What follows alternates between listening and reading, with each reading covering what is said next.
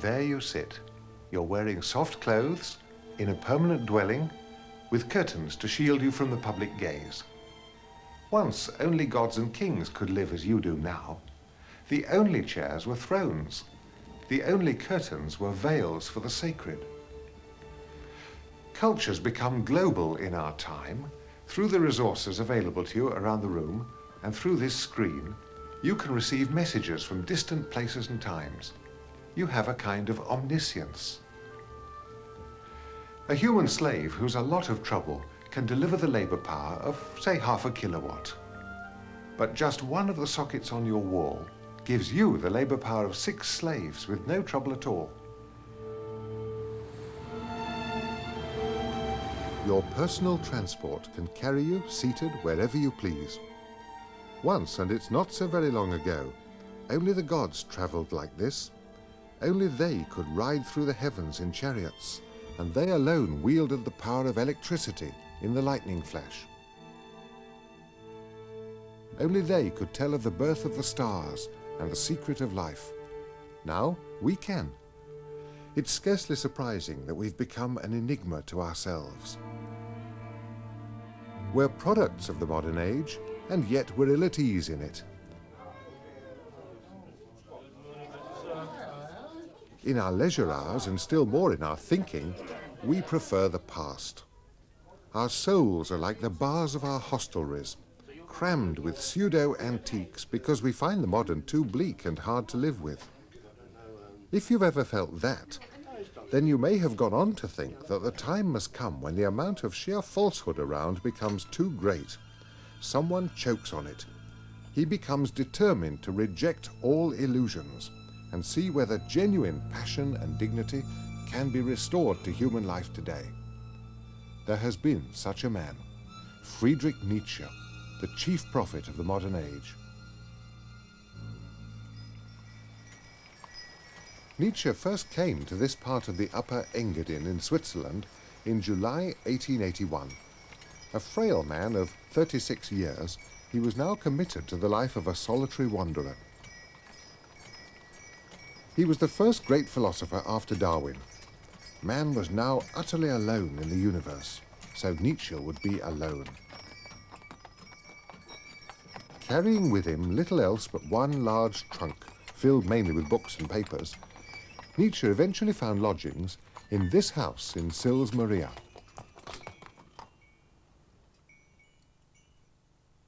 He came to this room and went straight to bed for 3 days of migraine and vomiting. Then he cautiously took up the daily routine that Stefan Zweig has described. Carefully the myopic man sits down in the small, narrow, modest, coldly furnished room, where innumerable notes, pages, writings, and proofs are piled up on the table, but no flower, no decoration. On a tray, innumerable bottles and jars and potions against the migraines, which often render him all but senseless for hours, against his stomach cramps, against the slothful intestines, and above all, the dreadful sedatives against his insomnia, chloral hydrate and veronal. A frightful arsenal of poisons and drugs, yet the only helpers in the empty silence of this strange room.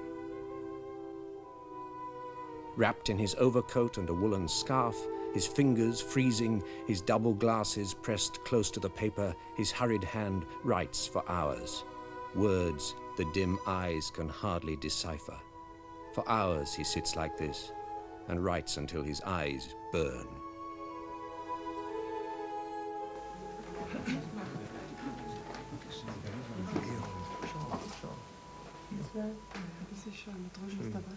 Und da drüben ist der Spiegel.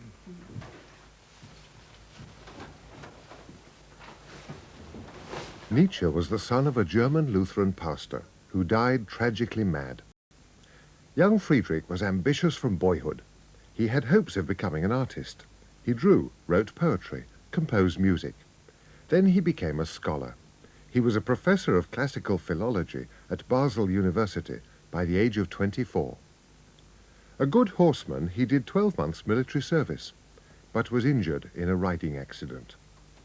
He was eventually compelled to resign from the university through ill health, and was awarded a small pension, enough to enable him to take up the life of a freelance writer and philosopher. For some 7 years, Nietzsche had been a close disciple of Wagner, until he finally broke away to become Wagner's most vehement critic.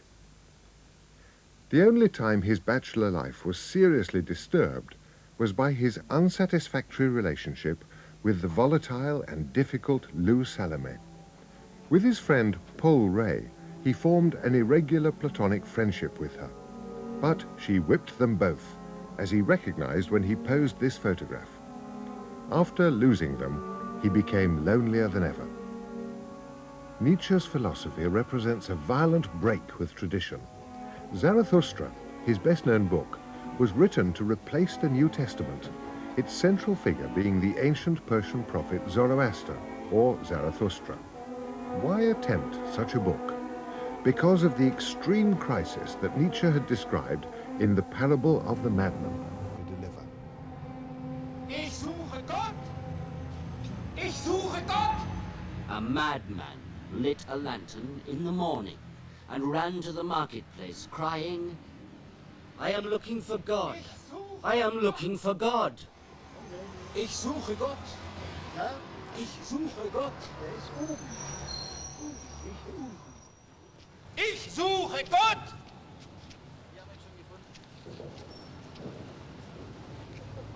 Ich suche Gott! Unbelievers standing around laughed at him. Has God got lost? Has he gone away? Is he hiding?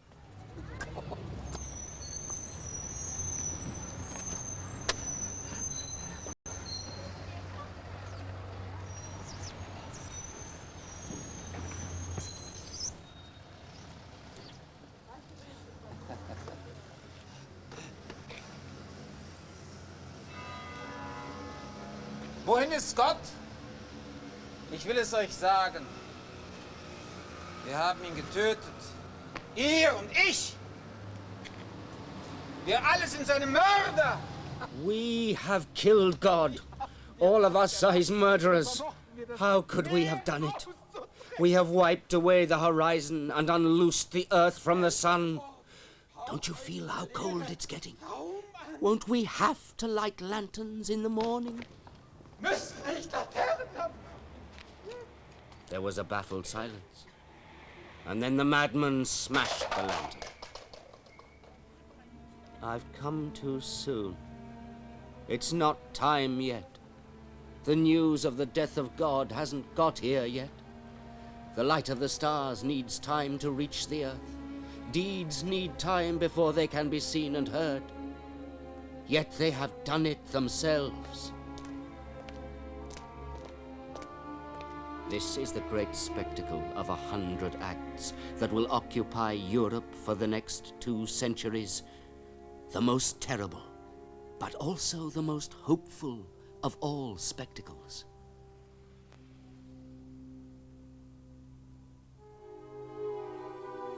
In European thought, God had been the ground of being, of knowledge, of truth, of moral value. For Nietzsche, the loss of faith in God meant that the world and everything that human beings had hitherto lived by was disintegrating. Nietzsche saw himself as the paradoxical prophet of a past event. The greatest event of all had happened about a century before, but people still hadn't heard about it. They couldn't take in the implications of it. It meant the end of metaphysics, the end of belief in any kind of objective order or value in the world that might guide human life and support it and give it meaning. A spectre was haunting Europe, far worse than the one Karl Marx had dreamt of, the spectre of nihilism.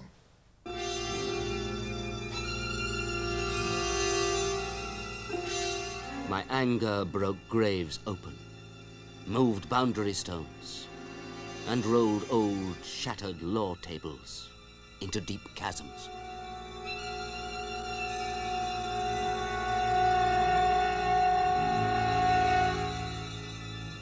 My mockery blew away molded words and came like a broom to the cross spiders and as a scouring wind to old sepulchres. I sat rejoicing where old gods lay buried. world blessing, world loving.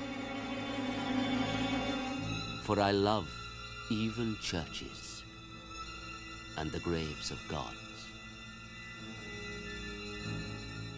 Nietzsche was temperamentally religious.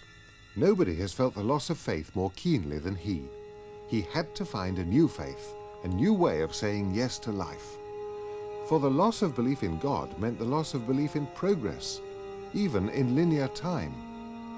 Maybe nature moves forever in meaningless, futile circles. If so, then Nietzsche's own life of ceaseless pain would be endlessly repeated. Could he say yes even to that, the eternal recurrence? I was walking that day through the woods beside the lake of Silvaplana. I stopped beside a mighty pyramidal stone. Then this idea came to me, the idea of eternal recurrence. It was jotted down on a piece of paper with the inscription, 6,000 feet above man and time. As long as his mind lasted, Nietzsche believed that this revelation had been a supreme moment in world history.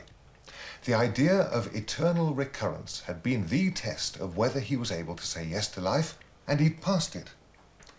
He puts it like this. Suppose that in your loneliest loneliness, a little gnawing demon creeps into your heart, and he says to you, you'll have to live this whole life over again with every pain and sorrow and joy and thought and sigh, over and over again. In the endless permutations of the world, the sandglass of existence will be turned over, and you with it, you speck of dust. Now, how will you reply to that demon? Will you curse him? Or has there been a moment in your life so great that it's redeemed everything else, and you answer, you're a god, I never heard anything so divine? If you can say that, then indeed you can say yes to life. You're going to have to live this whole life of yours all over again, and again after that, with every joy and pain and sigh and thought and sorrow, just as it's been. In the endless permutations of the world, the sandglass of existence will be turned over and over, and you with it, you speck of dust. Now, how will you reply to that demon?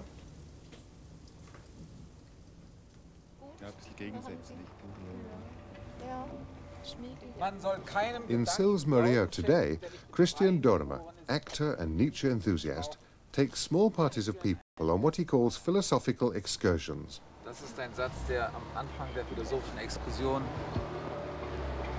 gut sitzt. Gehen wir. He recites texts from Nietzsche in the landscape in which they were composed.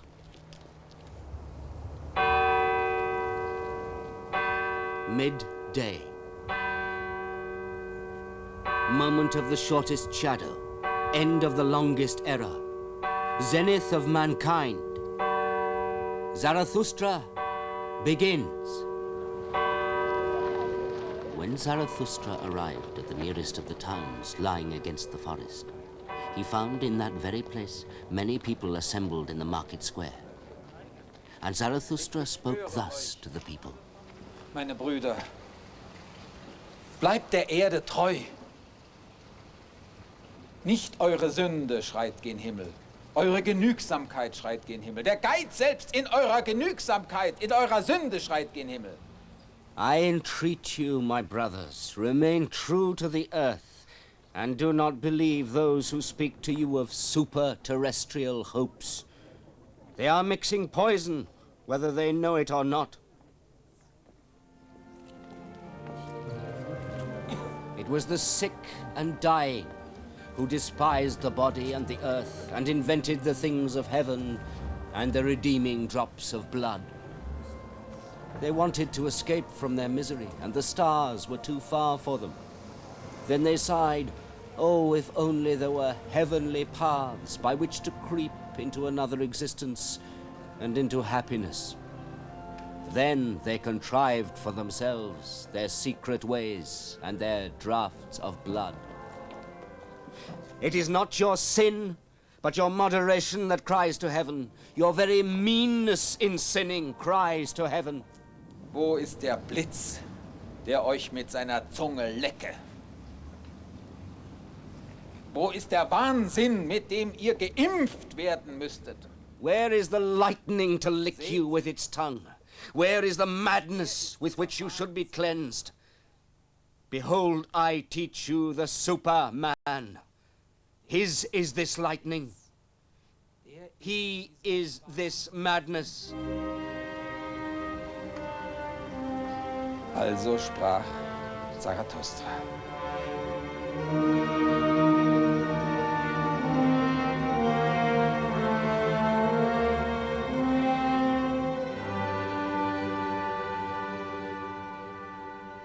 Yes, the Superman is commonly taken to be a kind of antichrist figure, the opposite of the Christian ideal. But Nietzsche's relation to Christianity is rather ambiguous.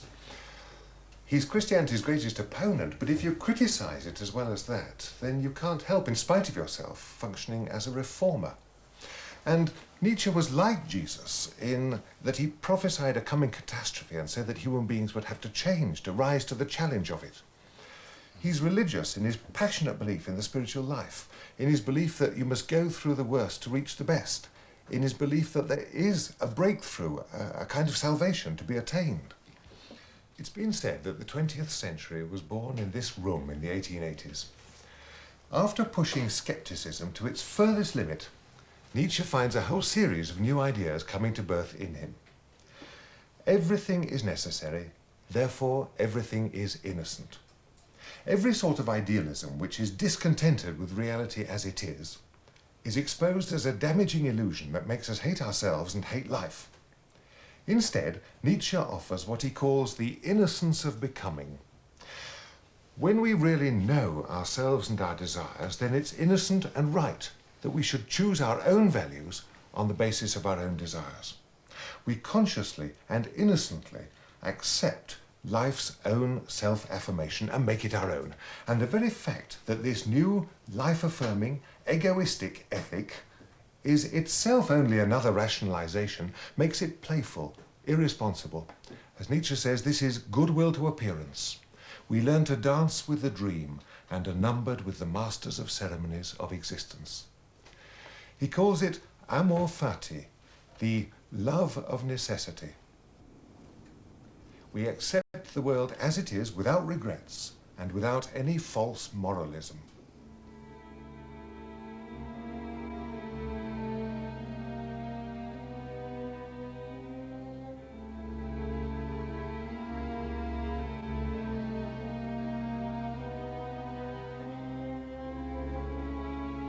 Keine größere Macht fand Zarathustra auf Erden als Gut und Böse. Zarathustra has found no greater power on earth than good and evil. But much that seemed good to one people seemed shame and disgrace to another. Eine Tafel der A Güter. table of values hangs over every people. Siehe, Behold, it is the voice of its will to power. du sollst Vater und Mutter ehren und bis in die Wurzeln der Seele hinein ihnen zu Willen sein. To honor father and mother and to do their will even from the roots of the soul. A people hung this table over itself and became mighty and eternal with it. The love that wants to rule and the love that wants to obey created together such tables as these. But can you furnish yourself with your own good and evil and hang up your own will above yourself as a law? Also, It is terrible to be alone the judge and avenger of one's own law. It is to be like a star thrown forth into empty space and into the icy breath of solitude. Thus spoke Zarathustra. In the past, each people had believed their own morality to be absolute and objective. Priests had backed it with the authority of God, and philosophers had set out to justify it. But Nietzsche says, no, this is a mistake. The first task is to explain morality, because morality is human. It has a history, and that history needs to be told. As for the morality of the future, it'll be autonomous. People are going to have to recognize that they themselves are the only source of the values that they live by, and their ethic will be one of self-realization. Nietzsche feared that the 20th century, the century of industrialism, of nationalism, of mass democracy, would be an age of slave morality. The masses would clamour for anyone to lead them, to give them security, to give them employment and a cause. He says, don't let it happen. And that's why at the end, Zarathustra urges his disciples to go away. They must follow themselves. They must become what they are. They must learn to go their own way. Allein gehe ich nun, meine Jünger, und auch ihr geht davon, und allein. I must go away alone, my disciples. You too, now, go away and be alone. Truly, I advise you, go away from me and guard yourselves against Zarathustra. Better still, be ashamed of him. Und wehrt euch! Perhaps he has deceived you. Oder besser noch, schämt euch seiner. Vielleicht betrug er euch. One repays a teacher badly if one remains only a pupil. Ihr verehrt mich. Aber wie wenn eure Verehrung eines Tages umfällt. Hütet euch, dass euch nicht eine Bildsäule erschlage. You respect me. But how if one day your respect should tumble? Take care that a falling statue doesn't strike you dead. You say you believe in Zarathustra, but of what importance is Zarathustra? You are my believers, but of what importance are all believers? Ihr hattet euch noch nicht gesucht, da fandet ihr mich. So tun alle Gläubigen. Darum ist es so wenig mit allem Glauben. You had not yet sought yourselves when you found me. Thus do all believers. Therefore all belief is of so little account. Nun heiße ich euch, mich verlieren. Now I bid you lose me and find yourselves. Und euch finden. Also sprach Zarathustra.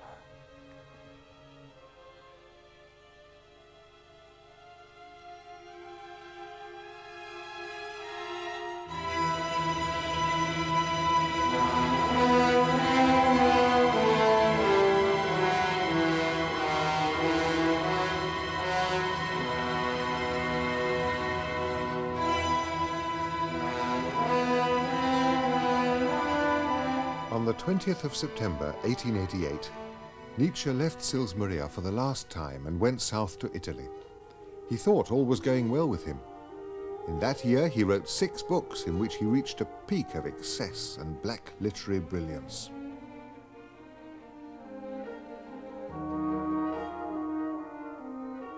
Here in Turin, I exercise a perfect fascination. Everyone glances at me, as if I were a prince. Everything succeeds, although it's not likely that anyone has ever had such great things on his hands. There's a special distinction in the way doors are held open for me, meals set out. His mind was breaking. By December, his features had become uncontrollable and he twitched and grimaced ceaselessly. His handwriting deteriorated. He thought he would soon rule the world. On January the 3rd, Nietzsche looked down from his window and saw a cab driver beating his horse in the piazza below. He rushed downstairs to intervene, but the event triggered his total collapse.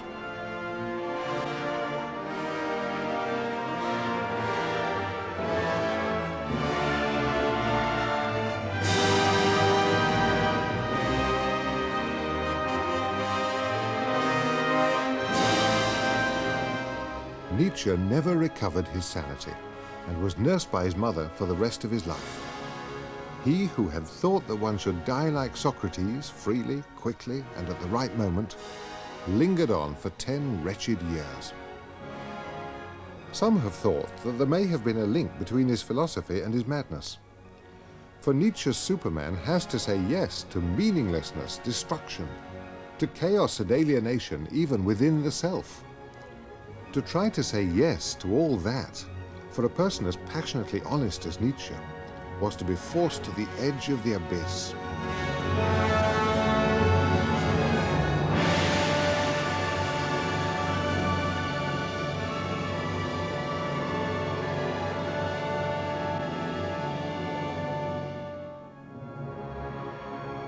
Did I not seek where the wind bites keenest, learn to live where no one lives, in the wilderness where only the polar bear lives, unlearn to pray and curse, unlearn man and God,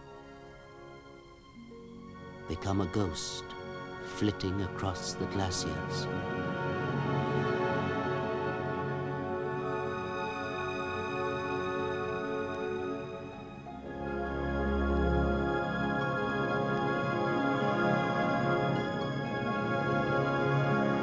The final tragedy that overtook Nietzsche was the cruelest of all. In his madness, his sister took control of his literary affairs. It was she who linked his name with proto-Nazi ideas that he had detested. His reputation has still not fully recovered.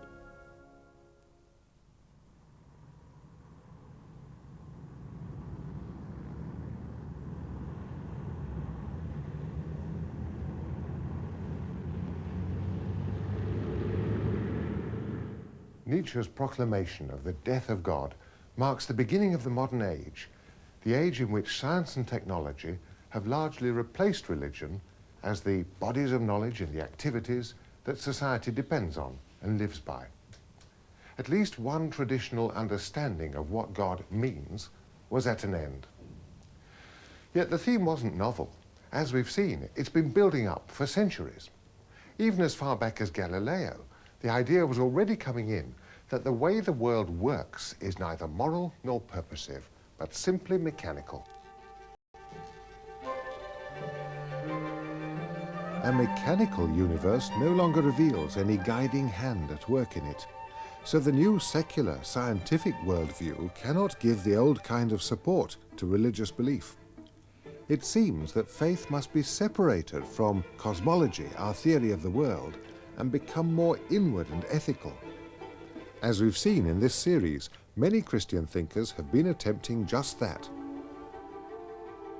Pascal turned away from the objective God of the philosophers and sought a new way to a hidden God known by the heart. Kierkegaard sought to keep God's transcendence, but within the sphere of the spiritual life. Jung's God was an image buried deep in the psyche of the whole self that we are to become. Albert Schweitzer's God was an ethical inspiration, the ground of the will to love. These thinkers were moving away from the old cosmic, literal theism. Instead, they saw God as hidden in the heart, by which they meant perhaps as the soul's guiding ideal. A new idea of God has been slowly taking shape, but perhaps nobody yet had managed to spell it out entirely satisfactorily. Well, we've one more thinker still to meet, as remarkable a character as perhaps anyone else in this series. In the autumn of 1908, he came here to Manchester University's Aeronautical Engineering Laboratory. He was 19 years old, and his name was Ludwig Wittgenstein. He was an impulsive, sociable character, at that time still very well-to-do. He was highly musical. He made many friends, but he didn't have much to say about his exotic background.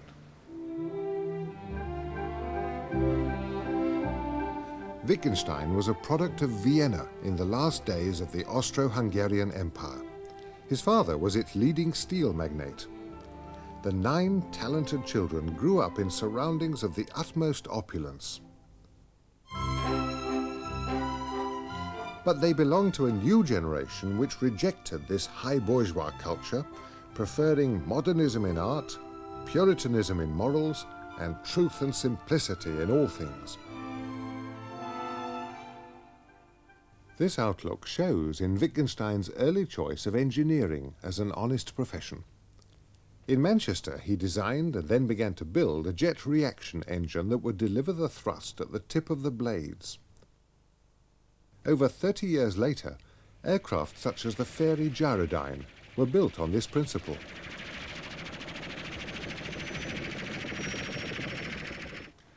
But 1910 was too early, and in any case, Wittgenstein's life was about to change. To design his propeller, he needed mathematics. Now, any ordinary mathematician just does mathematics, but Wittgenstein asked himself the fatal question, what is mathematics? Why is it so powerful? And what are numbers? By the autumn of 1911, he'd found out who was the best philosopher of mathematics alive, and he simply presented himself as a student to Bertrand Russell at Cambridge. He was queer, and his notions seemed to me odd. He came to me and said, "Will you please tell me whether I am a complete idiot or not? Because if I am a complete idiot, I shall become an aeronaut, but if not, I shall become a philosopher." I told him to write me something during the vacation on some philosophical subject. After reading only one sentence, I said to him, "No, you must not become an aeronaut." Although Wittgenstein spent so many years in Cambridge, he was never at ease with the clannish, ritualistic and enclosed side of academic life. In fact, he thought it corrupt and much preferred the town to the gown. Like Nietzsche, he had a great need for freedom. He never married nor owned a house. He liked to live in digs, which he kept changing, and he frequently vanished altogether.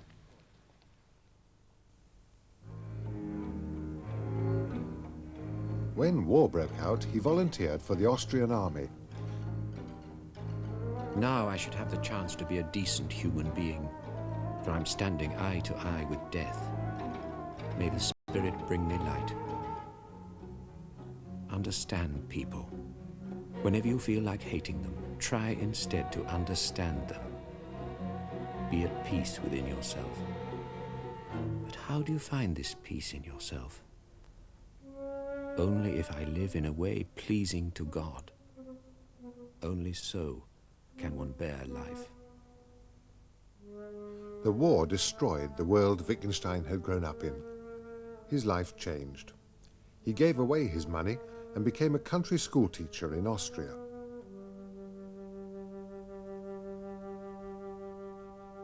At the same time, he published the Tractatus Logico-Philosophicus.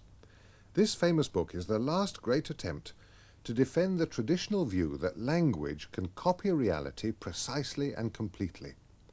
What can be said clearly. What cannot be said clearly is not in the world, and one must be silent about it. When a few years later Wittgenstein designed and built this house for his sister, he gave his teaching visible form.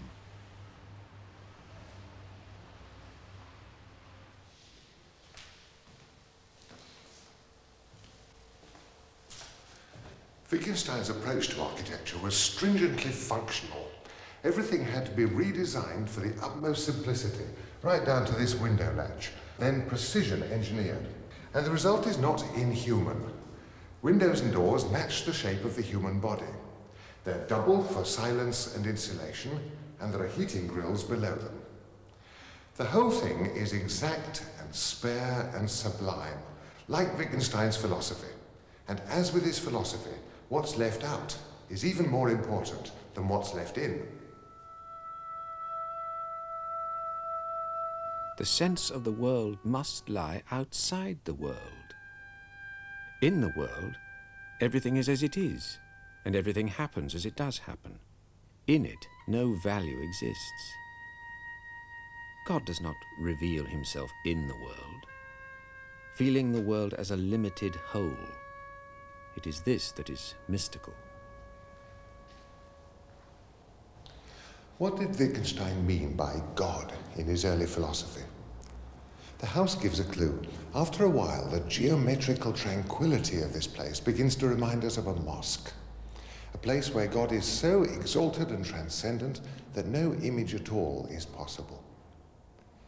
Can you imagine an idea of God so exalted that the sense of the presence of God and the sense of the absence of God coincide? Or put it another way, by its extreme rigor, the house creates a sense, it gives a hint of an absolute standard of purity by which human life should be guided and assessed. Wittgenstein once said he liked the idea of a silent religion. Silence tells no lies. Silence does not deceive. We feel that even when all possible scientific questions have been answered, the problems of life remain completely untouched. Of course, there are then no questions left, and this itself is the answer. The solution of the problem of life is seen in the vanishing of the problem. What we cannot speak about, we must pass over in silence. In 1929, 40 years old now, Wittgenstein unexpectedly reappeared in Cambridge after a 16-year absence, and soon began teaching. From 1933, word went round that in his classes in Trinity College, he was developing an entirely new philosophy. The classes were held in this room at the head of K Staircase in Whewell's Court. By the window, his writing table, the shoe boxes in which his notes were stored, and the deck chair in which he habitually sat. The austerity and bareness of the room, which was his own living room as well as his teaching room, reflects his Tolstoyan personality and style of life. As each student arrived, he or she collected a wooden folding chair from the landing outside. It was unwise to be late. The class met twice a week for a grueling 2-hour session. We know Wittgenstein planned these sessions carefully because the published students' notes of them tally with his own unpublished manuscripts. But during the class, Wittgenstein thought aloud and occasionally terrified the students by questioning them. What is philosophy? Here's an example. Every day we ask each other the time and answer without any hesitation. But suppose one day we ask ourselves, what is time? Now we suddenly seem to be landed with a genuine classical philosophical problem, a very difficult one. Wittgenstein says that these problems arise through a disease of language. A myth has held us captive. We're caught up in the idea that words are names and that the meaning of a word is the thing that it stands for. And then we start investigating what that thing can possibly be. Wittgenstein had himself held such a view, but now he was trying to shake it off. Instead, he asks us to see words as doing jobs. Words are tools of many different kinds. Words are like chess pieces. The meaning of a piece is its powers, the part it can play in furthering the game. Well, all language is like that. We play games with language. Our language is a function of the way we live. It's a tool of social interaction.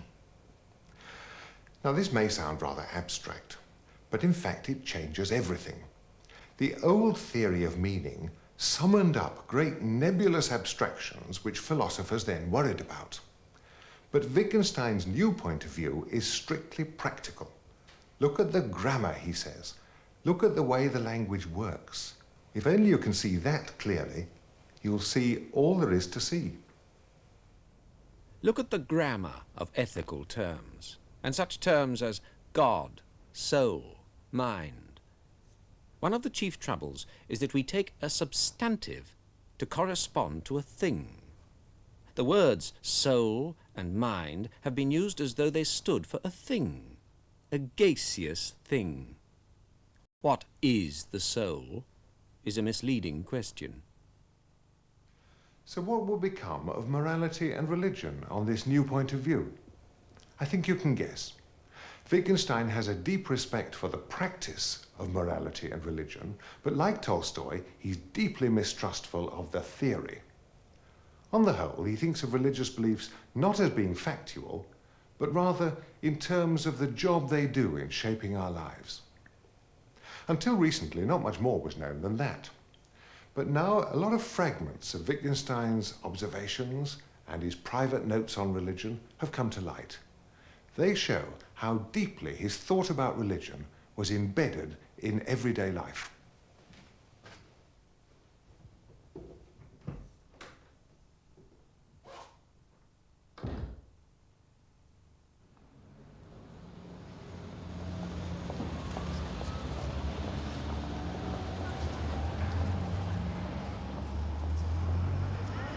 One of my pupils, on my advice, has gone to work at Woolworths.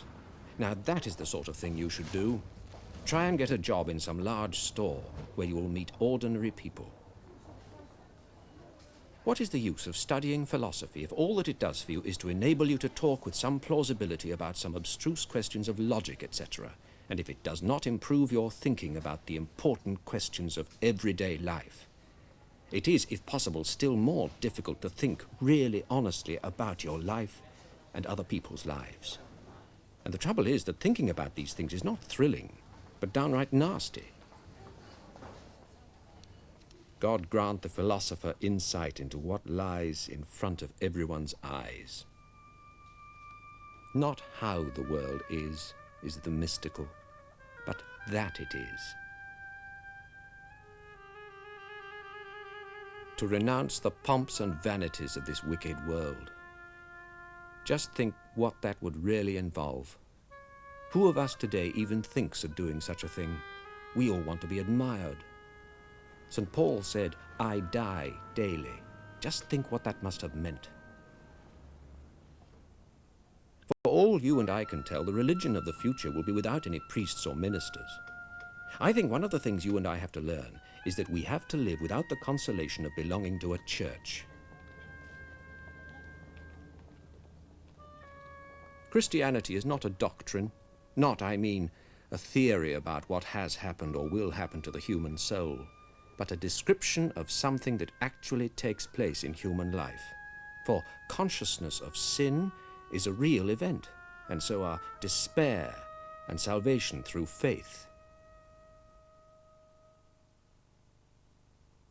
Perhaps we can say, only love can believe the resurrection.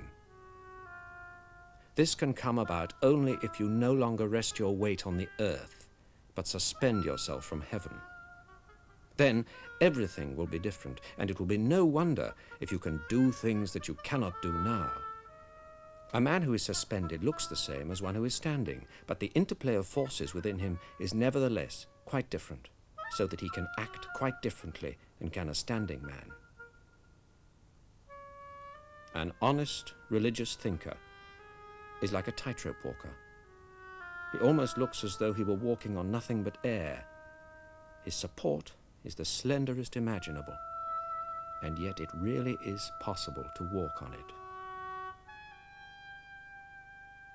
When in 1949 Wittgenstein learnt that he was fatally ill with cancer, he told his doctor that he did not want to die in hospital.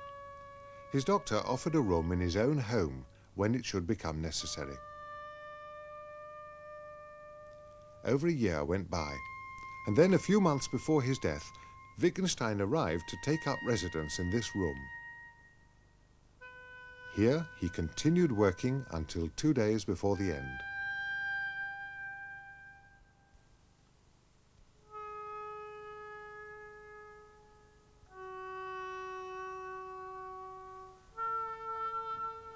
Wittgenstein, like Nietzsche, was a solitary, passionate and compelling figure. Both of them were tormented by the ultimate questions of life. Nietzsche broke his mind trying to force a new way through them. Wittgenstein took a different route. He sought a cure. 30 years before, he'd written that the answer to the riddle of life lies in the disappearance of the question. So he patiently unravels our illusions and forces us to return to the ethical reality of the everyday. When we see that our common life is all, that realization is religion. Wittgenstein's point of view is very down to earth and very agnostic. All we can see clearly is the way our language works in the games we play. So we can see how belief in God works and how it ought to shape our lives. But then we must stop at that. To this day, many people find this new point of view unnerving. Wittgenstein's so clear that belief in God requires conversion of life, truthfulness, inner integrity. He's equally clear that that's all there is to be said. We must be cured of the old, speculative, metaphysical impulse. So what would you call him? Would you say this is religious agnosticism? Or a mysticism of the everyday? Or simply that it is and always was just the truth of the matter?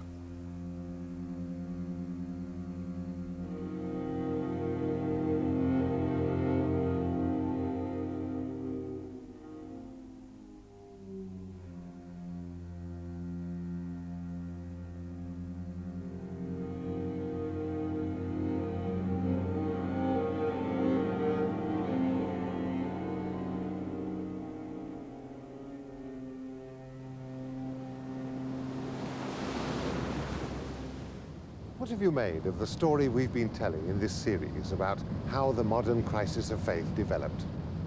Science first mechanized nature and then embedded us in it. Biblical criticism demythologized the Bible. Radical humanism argued that the only world that can possibly be for us is our own human world. And then the study of other religions suggested that no one religion, not even Christianity, is likely to be absolute. Finally, we came to our fluid, uncertain modern world where there are as many points of view as there are people. And there seems to be no center anymore, no absolute standard or reference point. Now, to many people, this must seem the story of a long decline, a sea of faith, the tide going right out. As they see it, any faith or philosophy of life must start from a set of big, reassuring answers to the big questions. That's the basis. And when those answers and even the questions begin to look rather shaky, people feel that religion's becoming impossible. I don't agree.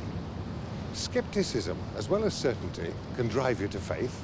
We saw that as far back as Pascal. Only it leads you to see religion in a different way, not as a set of grand answers, but simply as a spiritual path. When I look into the void of the modern situation, and I see that it's entirely up to me what I'm to make of myself and my life, then I find I need religion to give me a path, to give my soul shape, to give me categories to live by, goals to pursue. I'm a priest in the Church of England, and I practice in a rather traditional way. But when I say the Creed, I regard it not as giving me supernatural information, but as showing me a way to walk in. You may not agree, but in a way that's only to be expected. For our whole message has been that in the modern situation, the individual stands absolutely alone with his freedom before the ultimate questions of life. You must decide. We finish now. It's over to you.